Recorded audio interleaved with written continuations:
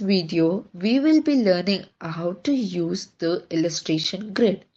First, click on the picture, insert a picture from your device, and then drag it to a side and click on the picture format and add borders which you wish. Next is to insert an online picture and then drag it to a side.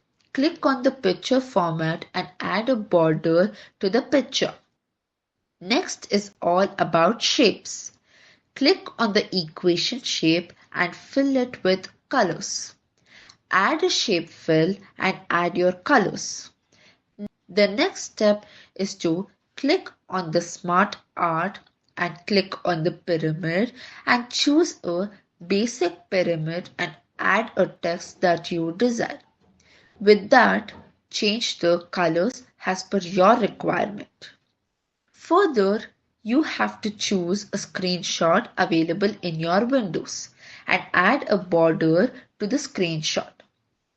In that, click on the graphic format and choose a graphic style and add a graphic fill and then click on graphic effects where you can choose any effect.